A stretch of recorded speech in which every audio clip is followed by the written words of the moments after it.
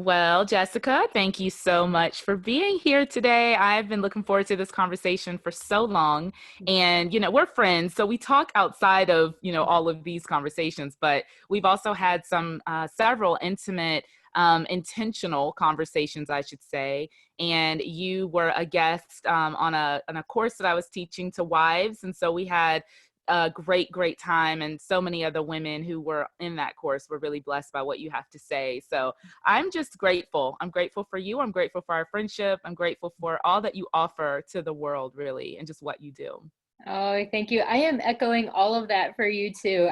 I'm so excited about the work you're doing, and all the people that you're influencing. It's just beautiful that there are more and more Christians stepping up and taking that role of speaking to brokenness in our sexuality and looking to how can we have this God honoring relationship. And so I'm excited to partner with you today and do Yay. this. This is going to be fun. Awesome, awesome. You talk about God honoring relationships, and I think the topic of sex, just in general, there's so much shame behind it.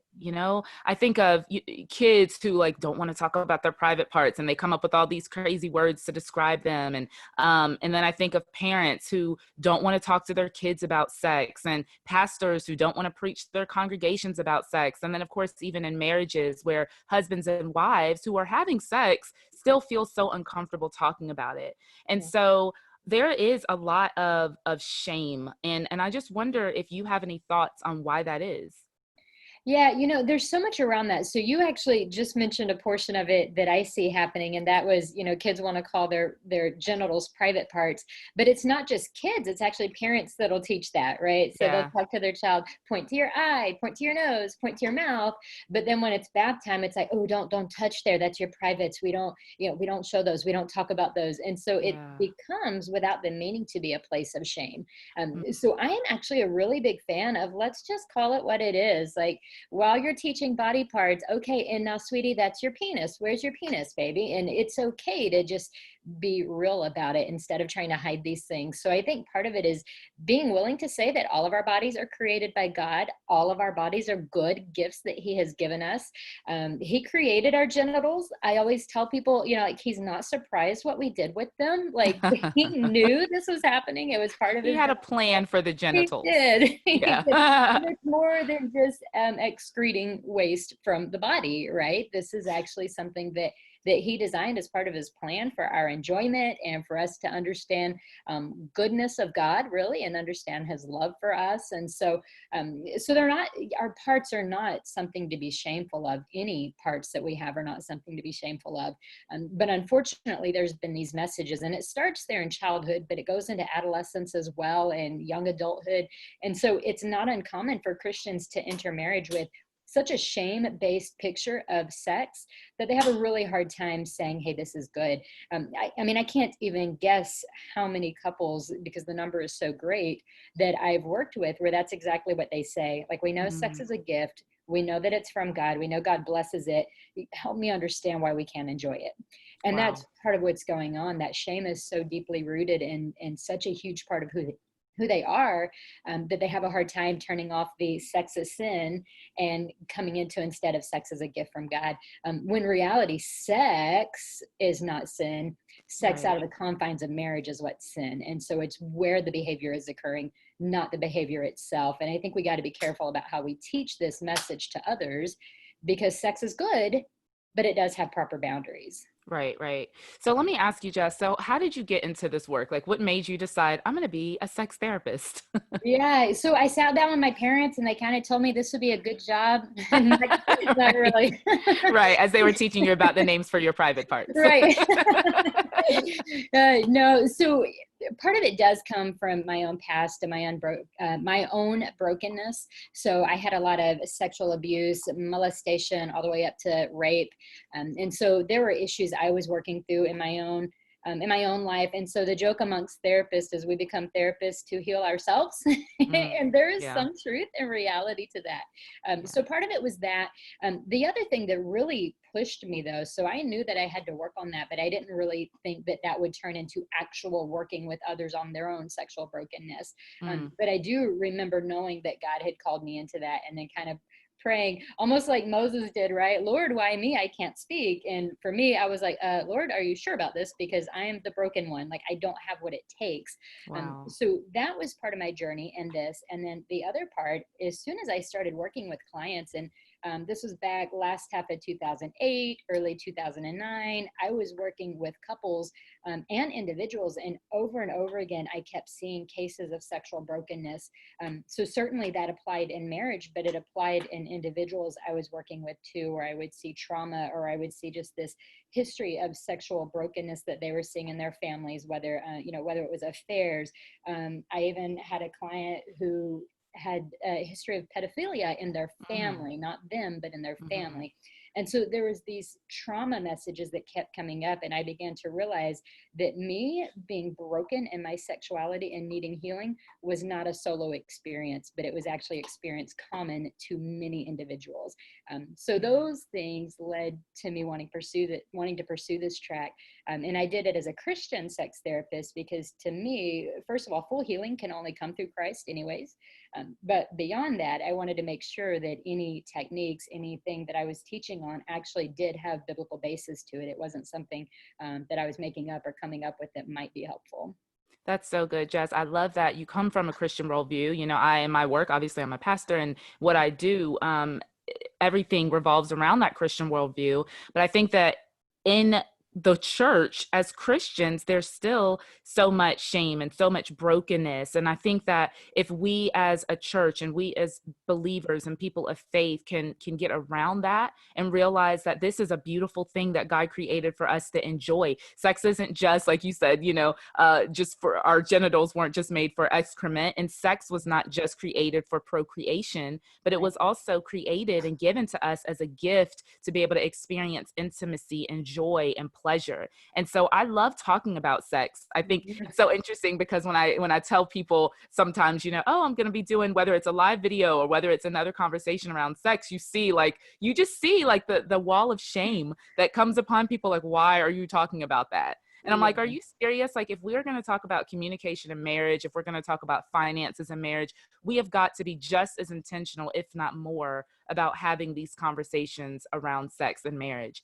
And so I want to know, Jess, when we think about some of the problems that people are experiencing, the people that you work with in your practice, for example, is there an underlying root cause for some of the sexual dysfunction that you see, or would you say that it's a combination of things? I would definitely say it's a combination of things. So part of it can be actually just a biological cause. So we don't want to ever negate that part or not take that into account. So things like erectile dysfunction and orgasm difficulties and painful intercourse, all of those can indeed have a biological function. And sometimes they are strictly 100% biological. And then that leads to anxiety and tension. And so we have that other piece that we have to deal with. But there are definitely times when it starts out as a biological concern. So that's one root cause. The other piece, we just talked about the whole shame with sex. And certainly when couples are experiencing, or when an individual even in the marriage is experiencing shame, or has had a lot of negative messages about sex, then that can, of course, lead to dysfunction and problems in the sexual relationship. There are people that sometimes enter the sexual relationship expecting kind of like, fireworks and swinging from the chandeliers the first Mhm. night. And then they realize, oh, actually, that wasn't quite my experience. And so they can have these disappointments that then Mhm. it colors the way they see sex, because they think, well, gosh, I waited and I was promised from my church, if I just waited, it would be amazing and Wow. fantastic. And then the Mm. first time was kind of not. So what does that mean? Either the church lied or something is wrong with me. And so it creates a lot of tension trying to figure out what does this mean moving forward, and that can negatively impact the relationship. And that's just portions of it, right? We could go on and on about all the possible root causes, but I would say, yeah, humans are multifaceted, we're Mhm. complex, and then when there are issues related to sexuality, much of the time it's really complex as well. I gotcha. So this might be a little controversial, but what is your opinion of past sexual partners? Like, do you feel like if someone has had a lot of past sexual partners, do you feel that that contributes to the dysfunction in their sexuality and their marriage, for example? Yeah, it certainly can. So I think maybe a better way to say it would be that there are consequences to our behaviors, and some of our consequences are positive and some are negative. And there's a lot of negative consequences that come with having previous sexual partners.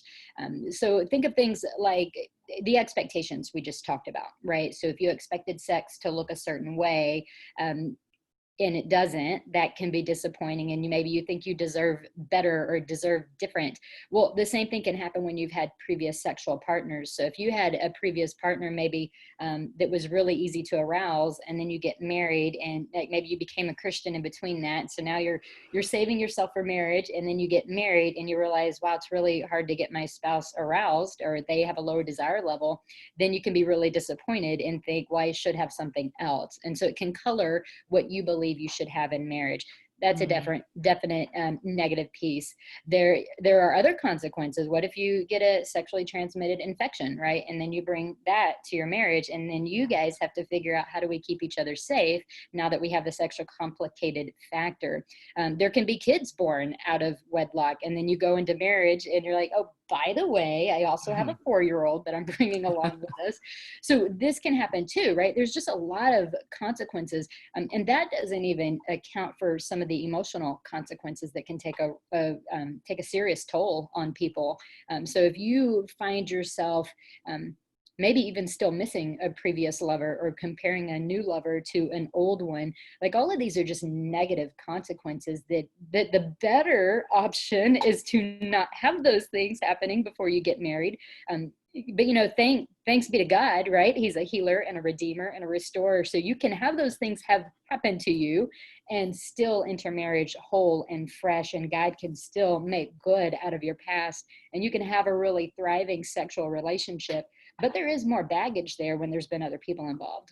Right. I was going to talk to you about soul ties. And I think that this conversation, it is controversial. I grew up in a church where we were fed this belief that if you have sex with someone, you enter into a covenant with them, a physical covenant, a spiritual covenant with them, and then you're going to have issues down the road. And I like how you actually just talked about baggage. I feel like that might be a better terminology, because we are not animals. I was thinking Yeah. about this morning. I was walking my dog this morning, and my dog would hump any dog. He's a male, so any female dog that is walking by, he doesn't want to engage in conversation and barking with them.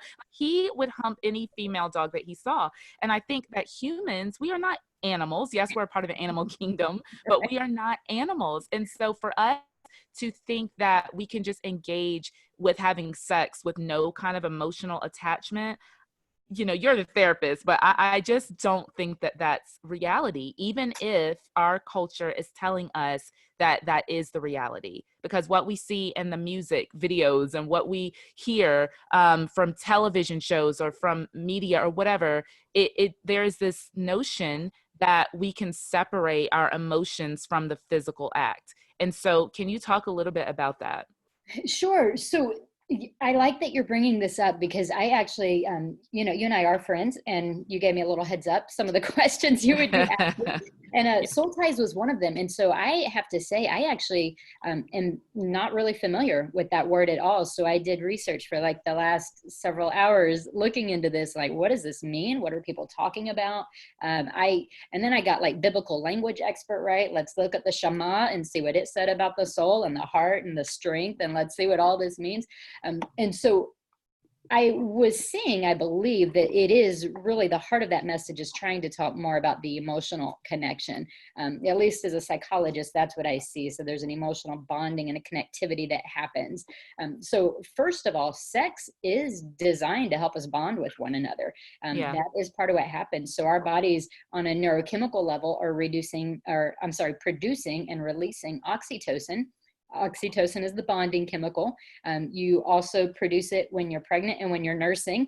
I believe that's designed by God, because you have the pain of childbirth, but then it's followed by the oxytocin bonding of nursing, so you can love that baby that just caused so much pain in your physical body.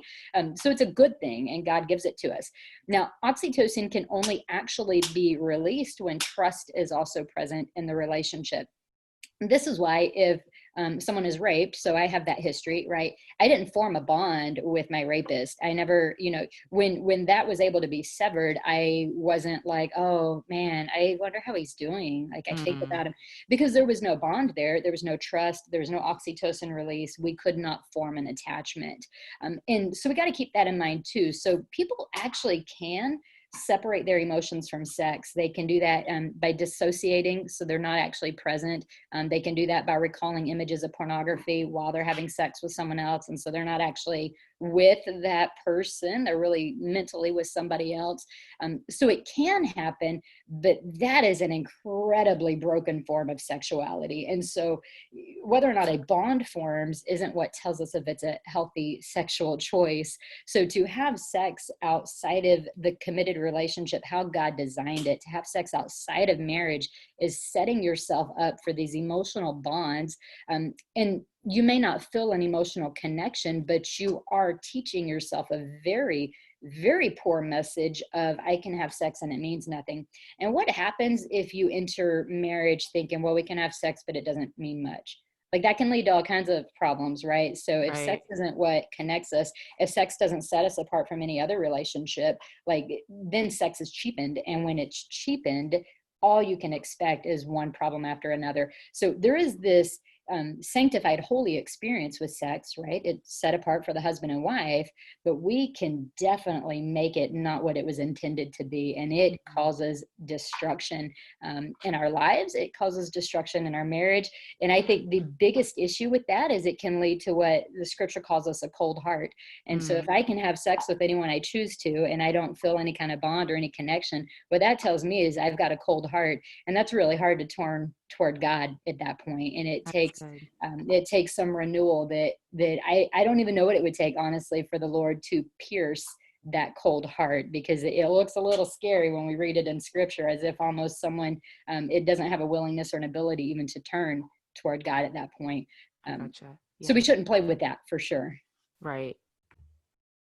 So Jess, that's really, really good. I think about people, for example, I did a video probably a good year and a half ago on sexless marriage. Mhm. And that video to this day, I'm still getting people commenting on that video. And there were a couple of comments from that video from men and women who said, what if you just don't have a sexual desire? What if there is no desire at all to engage in sex? And so of course my heart goes out to the spouse, because I'm like, oh my goodness, like how painful would that be to be married to someone who has zero desire? So not only are they not initiating, but they're not engaged in it at all. And so what do you think about people who have no desire? Is that, do you think, partly because of some of the trauma or dysfunction, or should we just kind of let people be and maybe some people just don't have a desire? Yeah. See, again, like people are complex, right? So there can be a lot of reasons for a lack of sexual desire. Again, it can go back to those shame messages. Absolutely. So if you believe something is wrong or unholy or gross or sick in some way, of course, you're not going to want that thing in your life. So Right. part of it can certainly go back to those shame messages. Sometimes hormones can be involved. So when we're assessing for a lack of sex drive, one of the things as therapists that we'll actually do is we'll try to figure out, has this always been the case for you? Has this been the case more recently? So is your low desire a change, or is it something you've always dealt with? So there can be some biological issues for sure. Mental health can do it as well. So if you're suffering with depression or from anxiety, sometimes even people with OCD will feel like there's a contamination that occurs with the bodily fluids, and so Mhm. they're not very interested in sexuality. And I've found in my work that sometimes that can happen with autism as well, Mm. because they just don't have that. People with autism struggle to enjoy the sensory feelings that the rest of us like. So they don't like the touching. It feels Oh kind yeah, that of makes sense. yeah, it feels kind of, so Yeah. there can be all of that that goes into it as well. So it can be mental health related. So there we've got mental health theology. It can be physically related as well. So again, a very complex issue, right? Right, And then right. grow into that. Sometimes it can be trauma related. So I've known of wives who will have this low desire, and then as we get to know one another and get to know the couple, it's it's for two reasons. First of all, maybe the husband had a porn addiction and he still has it. And he's like, well, you're not sleeping with me. So I gotta, I gotta do something. And then Mm-hmm. she has all this obligation of, I'll never be enough for you. And somehow I'm supposed to fall in love and meet your needs and feel connected during sex, which again, oxytocin can't be released if you don't have trust. So that creates an issue.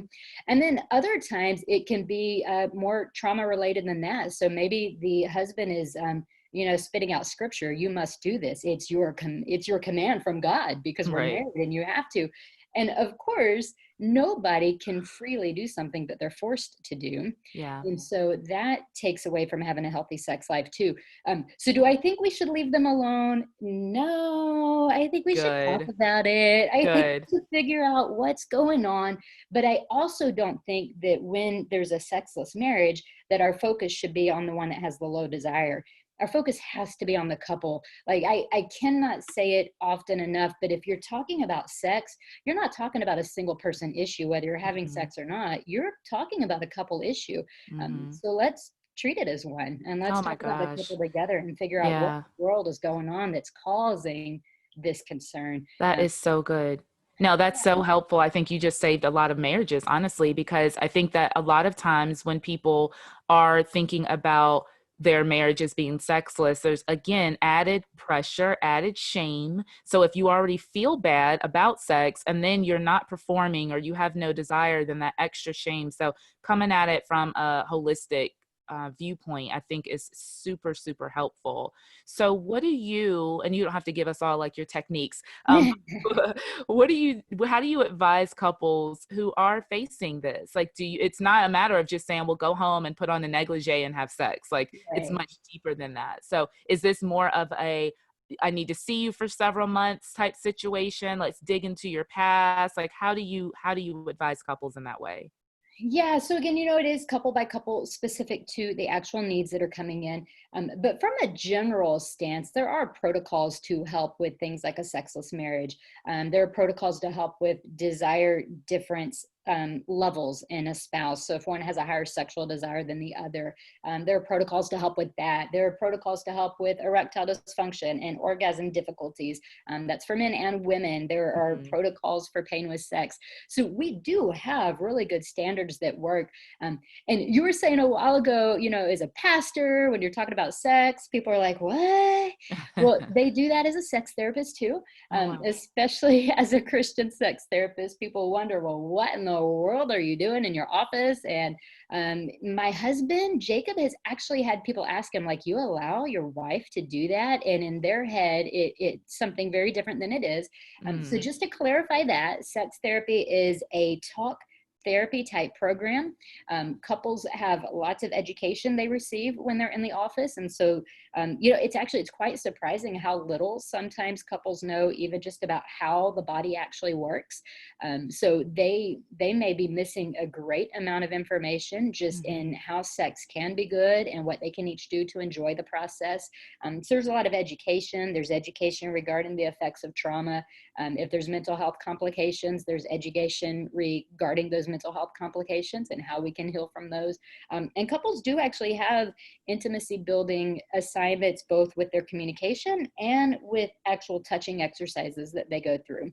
And so there is a set standard, there's a set protocol that helps couples. It's different depending on the particular issue and the concerns that the couple comes in with, but that would be kind of a general teaching of what we do in the office. That's so good. I love that you touched on communication, Jess, because I feel, and again, I understand everyone listening to this does not have a Christian worldview. There are people of other faiths, but I find that in the church, again, going back to this sex kind of being taboo and even in marriages. And I wish we could do a whole conversation. Maybe I'll bring you back because I want to talk about so many more things. But one of the things is this whole women, especially not being able to orgasm. And that is like as taboo as it gets, right? Like you're not going to talk about that in church, right? Probably not going to Um, have a sermon. Yeah. Right, but we should, right? Because I mean, it's important, and I find that couples, at least the couples that I work with, they're not having these like really intimate conversations. They're not talking about what turns you on. They're not touching and saying, "I'm going to put your hand here. This is what gives me pleasure." And I wish that we could be more open. I wish that couples would be more communicative in the actual act. And maybe they need to do it before. I don't know. How do you think in a perfect marriage, what would communication about sex look like? So, first of all, when you're going to talk about sex, I would say a lot of times those conversations should happen outside of having sex.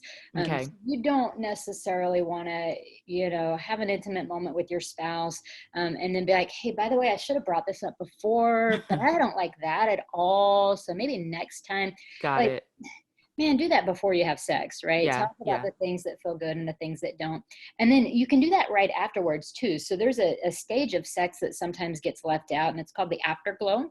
And so it's after orgasm is over and you're just kind of hanging out as a couple. Mhm. Mhm. So you can use that time to talk a little. It doesn't have to be about sex. That's like your pillow talk time, right? It could be about anything. Yeah. But when it's about sex, you can specifically note, like, hey, that thing you did right there, that man, that was good. Like, Right.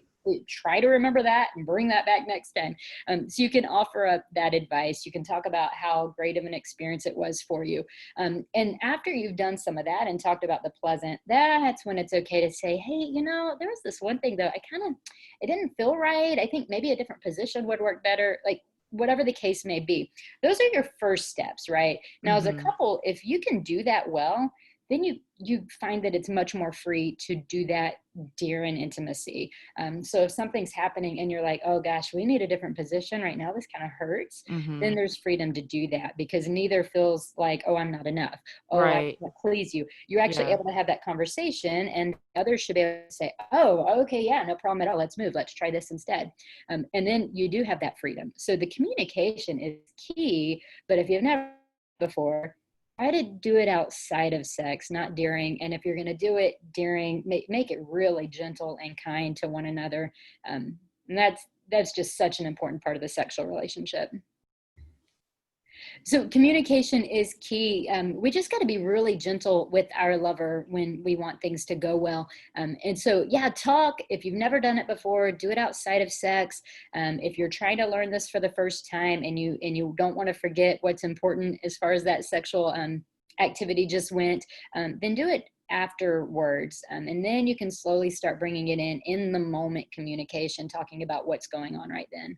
Yeah, I love that you talked about the afterglow. I call it the glory cloud, right? Ah, nice. And it's like, it's such a, I think so many couples, this is why, like me personally, I don't like to have sex and then go to work. Like, I feel like there's a missing element that some people will just skip over. It's like, okay, we had sex, let's go to sleep. And Yeah. of course, it's, if you're enjoying yourself, it's going to put you to sleep. However, I do think that that is such a great time to have those conversations. I'm so glad that you pointed that out. And I'm so glad that you talked about how to share your dislikes, if you will, in a gentle and a loving way. Because I think that for women, sometimes women don't realize how vulnerable sex makes men. And Mhm. so that I found in my own marriage, like constant affirmation, telling Sean what I like, telling him, I'm not going to go into all the details of what I say, what I say, but just being very communicative and letting him know, like, you're doing an amazing job, buddy. Like, good Yeah. job. I appreciate that. Um, So I remember being told. So my parents one time were talking about, I guess, a meal that my mom had cooked, and Jacob and I were there, and so my dad made some kind of joke about, well, you can't tell a wife when her cooking's not good, and Jacob was like, oh no, you can. He's like, do you think I want that meal again if I didn't like it? No. And mm, it's the same thing with sex, right? wow, So that's if really you don't good. tell your husband, hey, I actually don't like when you kiss that part of my stomach, it makes me feel really anxious, he's gonna keep doing it. That's Like, right. let him know what doesn't feel good. Which, by the way, that you can work on as well, where it doesn't cause anxiety and you can actually enjoy those things. And that's probably a whole nother talk altogether. Right. But yeah, it's just so key. A huge part of sex is the communication. Yeah. Wow, Jessa, we have to bring you back to talk about orgasm, pornography, where to touch, and how to relieve anxiety. There's so Let's much do more that we could talk about. it. I love this conversation. I wish we could talk forever. But I want to know, as we kind of bring this plane to a landing, how would you advise? Because again, there are people who are listening who are Christians, who are of other faiths, who maybe feel like they don't have a faith at all, and sex is something that does affect us all.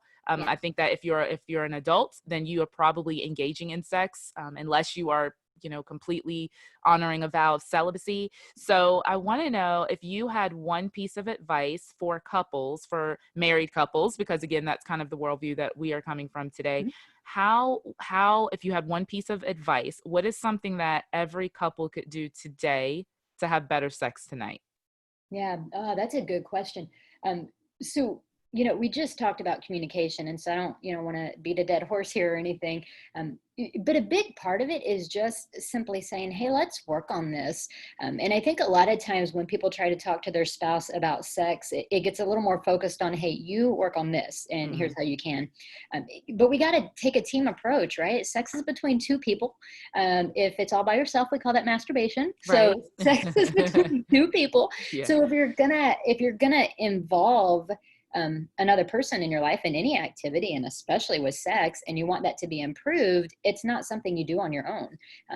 Or that the other does on their own. So I would say if you want to improve your sex life, start by having a very specific conversation with your spouse. Start with, "Hey, I think we should be having really great sex. Do you agree?" Mm. Most spouses aren't gonna be like, nah, not for me. Yeah. So most spouses will be like, "Yeah, I do agree." And then you guys can say, "Hey, what do you think about just practicing that tonight? Like tonight can be a night that's all about us really enjoying ourselves. It doesn't Mm, matter how long foreplay lasts. It doesn't matter how long it takes to get to an orgasm. It doesn't matter if it happens quickly or slowly. It's really just about us enjoying ourselves. Are you game for that?"